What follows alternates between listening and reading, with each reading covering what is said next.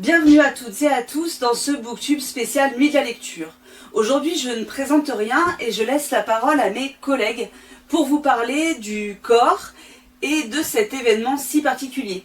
Philippe, qui va vous présenter la Nuit de la lecture dans son ensemble et ce que vous allez pouvoir faire sur Saint-Étienne dans ce cadre. Lionel, qui va vous présenter son travail un peu particulier. Adriana, son animation. Et Dominique, un album jeunesse. Bon visionnage à tous. Oui, bonjour, je m'appelle Philippe, je travaille à la médiathèque municipale de Saint-Étienne, je m'occupe de l'action culturelle dans les réseaux des médiathèques. Alors, je vous présente les prochaines nuits de la lecture qui auront lieu le 19 et 20 janvier prochain, avec des animations qui commenceront le 19 à la bibliothèque de Solor autour de la danse et cinéma. Le lendemain, à la bibliothèque de Tréfilerie, il y aura des jeux proposés par la bibliothèque tout au long de l'après-midi pour finir avec la bibliothèque universitaire qui prolongera la nuit jusqu'à 20 h. Et puis, sur le site de Tarentaise, les bibliothécaires vous ont préparé beaucoup d'animations pour tous les publics et donc tous les genres et donc pour tous les âges. Des animations, des tatouages, des ateliers, une animation autour du théâtre, le théâtre stop motion, c'est-à-dire comment s'approprier les nouveaux textes de théâtre.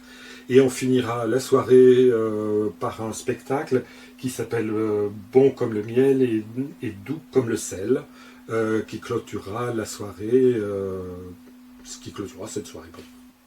Bonjour, je m'occupe de la bibliothèque numérique patrimoniale de Saint-Étienne.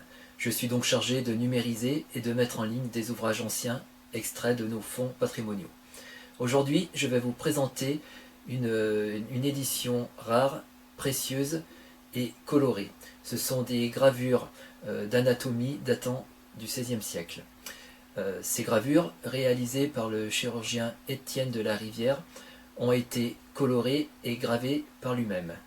Si vous n'êtes pas très à l'aise avec le numérique ou que vous préférez le support papier, je vous invite à venir à la Nuit de la lecture qui se déroulera le 20 janvier à la médiathèque, où ma collègue Laetitia vous fera découvrir des trésors du fonds ancien.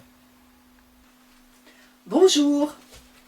Pour rester dans le thème de la prochaine nuit de la lecture, un album jeunesse d'Élise Gravel, édité chez Gauthier Lambros, pour les enfants à partir de 4 ans. Une illustration tout en rondeur, qui nous fait penser un peu au Barbapapa. Pour nous expliquer les différences physiques, telles que les cheveux, la couleur des yeux, la taille, et de nos capacités physiques. Ce livre aussi pour nous apprendre à prendre soin de notre corps, à faire nos propres choix aussi, de ce que l'on aime, de ce que l'on n'aime pas, et surtout que notre corps nous appartient. Bonne lecture et à bientôt. Bonjour à tous, nous sommes début janvier et comme toutes les années, nous préparons la nuit de la lecture. Cette année, la thématique est le corps. De ce fait, nous avons préparé un certain nombre d'animations qui vont parler au sujet du corps et nous allons faire aussi des tatouages éphémères. Dans les quelques livres que nous avons choisis, je vais vous présenter 3. Le premier, c'est un polar, Body Language, des Aka Turner, qui est traduit de l'anglais par Claire Breton et dans la maison d'édition Alibi. C'est un premier tome. Il s'agit d'une fille qui travaille dans une morgue. Elle est un peu bizarre, elle est gothique, elle a tous les stéréotypes pour que personne ne l'aime. Elle est jeune, tatouée, cheveux noirs, elle aime la musique que personne n'aime.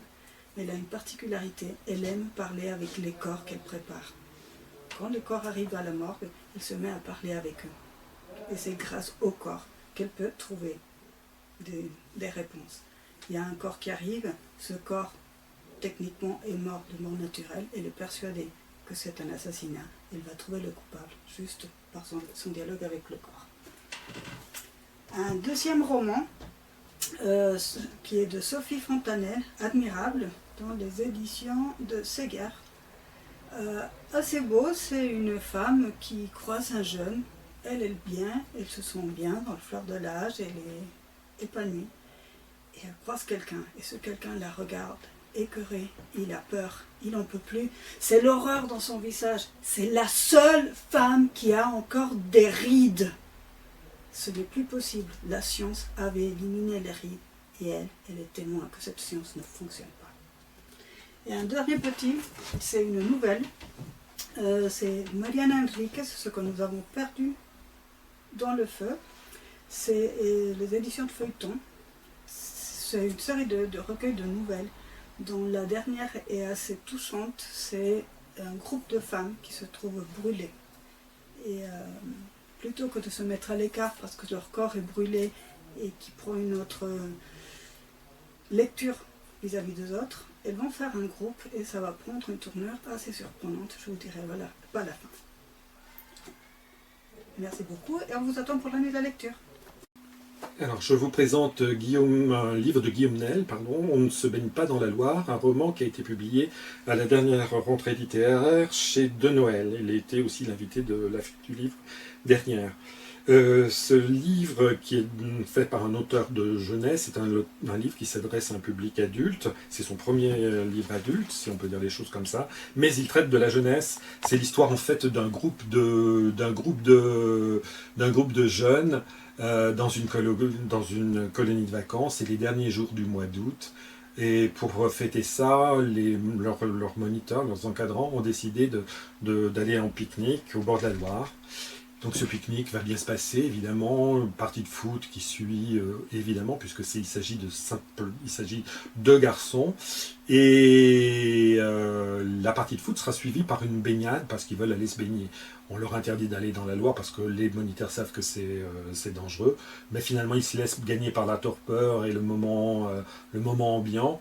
Et les adolescents vont aller se baigner avec la tragédie en point d'orgue.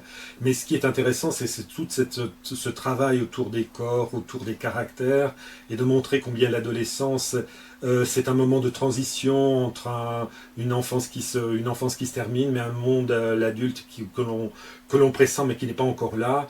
Des sentiments qui sont exacerbés, une sexualité qu'on se cherche.